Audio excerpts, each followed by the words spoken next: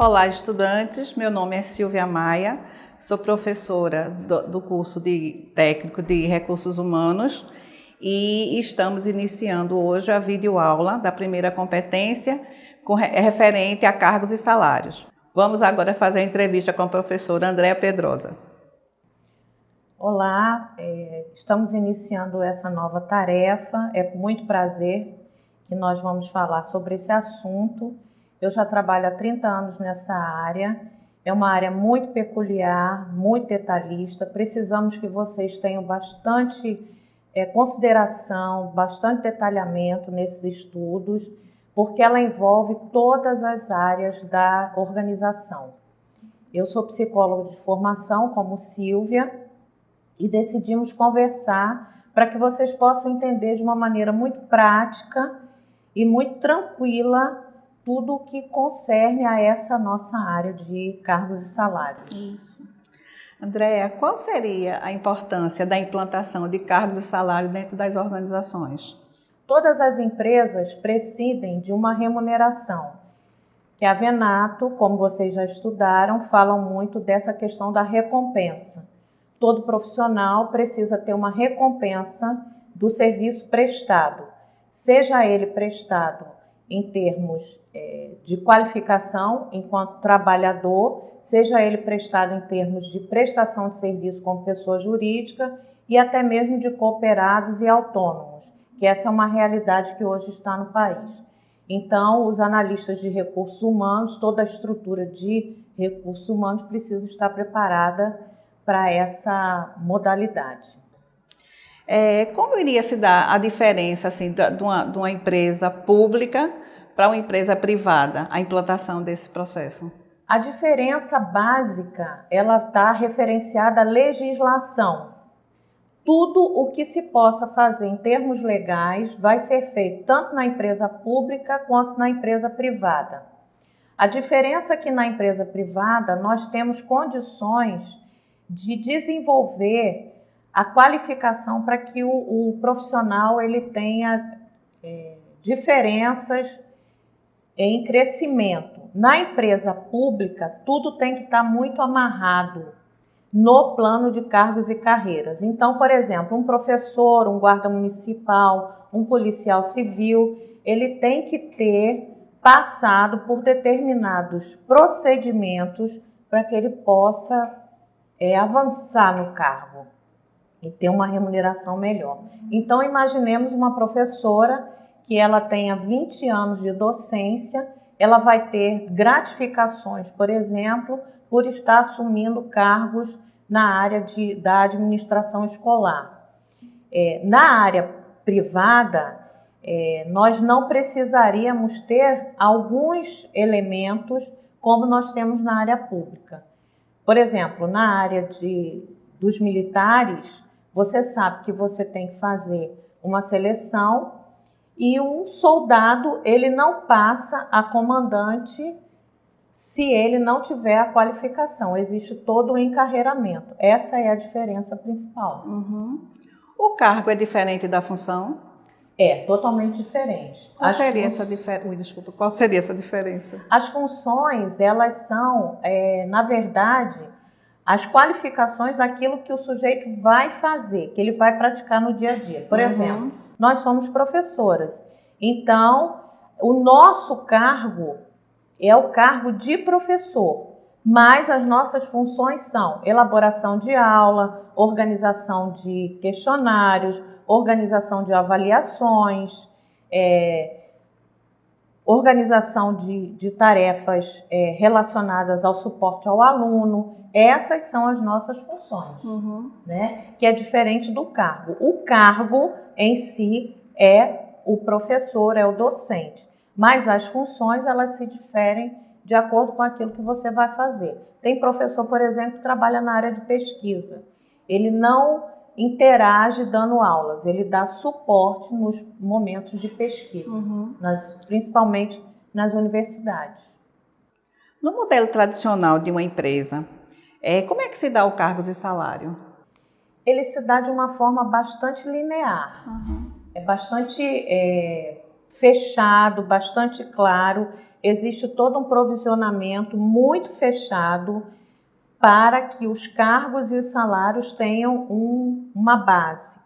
Com as mudanças comportamentais, as mudanças de mercado, nós sabemos hoje tudo que se passa a nível mundial em termos de remuneração, a economia, os achatamentos de salário, as organizações, elas precisaram se reinventar.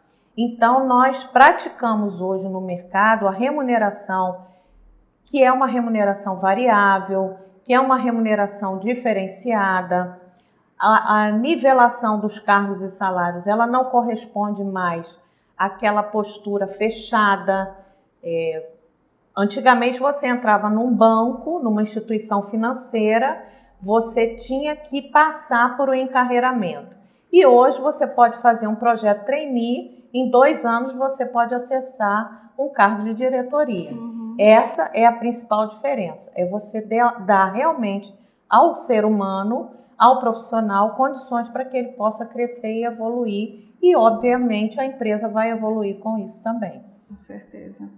E como é que existe, assim, dentro da empresa, funções, cargos com diferentes funções?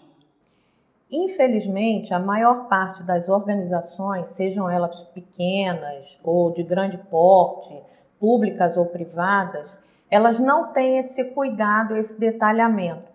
Elas ficam muito presas na questão da remuneração, no que concerne a questão legal. Mas é importante que a gente faça uma análise e um detalhamento de funções. É óbvio que você, numa empresa, você precisa absorver conhecimento para você estar apto a trabalhar nas áreas. Não é nada bom quando você chega num lugar em que a pessoa fala para você, olha, eu não posso lhe atender porque fulano não veio hoje. Isso não é bom. Mas as empresas precisam se organizar para que a gente possa prover a área de treinamento e desenvolvimento, para que a gente possa prover a área de recrutamento e seleção, as avaliações de desempenho. Então, isso tudo passaria por essa classificação e essa análise de cargos. Muitas vezes, alguns profissionais, eles mesmos não sabem falar, não sabem definir aquilo que eles são capazes de fazer. Então, daí a importância de fazer essa análise e essa classificação. Andréa, por que a teoria de Maslow é tão importante dentro das empresas? Então, Maslow, ele categorizou, né, ele nos demonstrou que existe uma categorização que é muito necessária para que a gente possa imputar às pessoas, profissionais e pessoas em geral, as suas necessidades. Então, por exemplo, uma família, né, hoje, que tem um profissional trabalhando no município distante, a 50 quilômetros do centro da região metropolitana do Recife. Essa família, ela fica preocupada com o deslocamento desse profissional. Maslow fala disso quando ele fala da segurança. É importante que o provedor dessa família, ele saia e entre em casa em segurança, que ele traga a sua remuneração, que ele trabalhe em paz, que ele consiga desenvolver bem o seu trabalho, que ele tenha condições, quando Maslow fala das condições higiênicas, que ele tenha condições de ter uma boa alimentação, que ele tenha condições de acesso a um lugar, a um ambiente refrigerado, a um ambiente seguro, né? Que ele tenha condições de fazer suas necessidades fisiológicas. Eu, Silvia, tive a infelicidade de ter atuado numa empresa de varejo no estado do Rio de Janeiro e na entrevista de desligamento uma caixa estava pedindo demissão porque ela tomava remédio controlado, ela precisava por conta da pressão alta e ela não podia sair do caixa para urinar. Isso é muito grave. Isso é muito grave. A teoria é clara. E a prática também. As pessoas precisam ter condições de ter uma vida digna. E não era digno não deixar essa moça sair para fazer sua necessidade fisiológica. Isso é o básico. A gente não precisa fazer pós-graduação para entender isso, né? Andréa, quais os exemplos você pode dar da área pública com relação ao cargo de salário? Olha, nós temos acesso a várias empresas públicas e de capital misto que elas fazem um excelente trabalho na área de cargos, salários e remuneração. Por exemplo, uma das tarefas que nós temos ao longo da competência é trabalhar em cima do case dos Correios. Os Correios têm uma excelente qualificação na área de cargos e salários, inclusive na região metropolitana do Recife há alguns anos, os trabalhadores fizeram greve pleiteando mudanças na área de saúde, porque eles acatavam que tinham um bom salário, acatavam que tinham boas condições de trabalho, mas eles não estavam satisfeitos com a prestação de serviço na área de saúde. Eles queriam melhora. E quando a gente fala em cargos e salários, a gente fala em remuneração, não é o só salário, não é só o dinheiro que a pessoa leva para casa no final do mês. Na verdade, ela tem toda uma contextualização de saúde, de segurança, né? E a interferência de uma colocação como essa, de você ter um bom plano de saúde, ela é fundamental, né? Principalmente para esse quadro econômico que a gente passa pelo país hoje. E nesse momento de crise, como isso pode interferir diante das empresas? Interfere completamente. Por exemplo, no caso da Petrobras, nós temos um caso bem específico, bem contemporâneo. A Petrobras ela tem um plano, né, de participação em lucros. Todos os profissionais eles estão habilitados a receber esse plano. E por um erro estratégico do RH, em determinado momento, esse repasse não foi feito aos profissionais. Qual é a decorrência disso? Existe já uma demanda judicial, os trabalhadores estão pleiteando essa equiparação, esse pagamento do plano que não foi pago, de participação em lucros, e as pessoas vão receber um dinheiro muito grande por um erro que poderia ter sido visto e ter sido reabilitado na época. Isso impacta claramente na economia.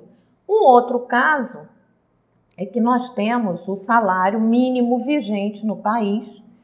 Vários estados têm salários diferentes, isso é uma questão legal. E aí, infelizmente, algumas empresas usam do subterfúgio de pagar aos seus colaboradores pelo menor valor, que é o valor de salário mínimo. Isso acaba influenciando na economia, porque se a economia não é ventilada com a remuneração dos trabalhadores, o seu José da padaria ele não vai ter a remuneração dele, né? A pessoa que faz a escolinha do bairro, ela não vai ter condições de crescimento. Então, os salários, as remunerações, elas operam muito dentro dessa qualificação da economia do mercado. Ok, obrigada, Andréa, por tua participação. Estamos concluindo agora a competência 1, com essa rica entrevista que a Andréa nos proporcionou. E estamos pedindo a vocês, estudantes, por gentileza, que participem do AVA, façam suas questões nos desafios. Os vídeos estão riquíssimos em detalhes. E, por gentileza, gostaríamos que você tivesse uma participação extremamente ativa no dia a dia. Tem que mexer em alguma coisa? Participem dos fóruns. Nós temos uma equipe de professores altamente habilitados, pessoas de mercado, pessoas atuantes realmente na área de recursos humanos. É muito importante para nós o feedback de vocês, dar atenção a vocês, conversar com vocês na aula virtual, nos fóruns, nos desafios, e estamos aqui para dar a vocês o nosso melhor. Esperamos vocês e agradecemos. Muita paz e sucesso. Obrigada a todos.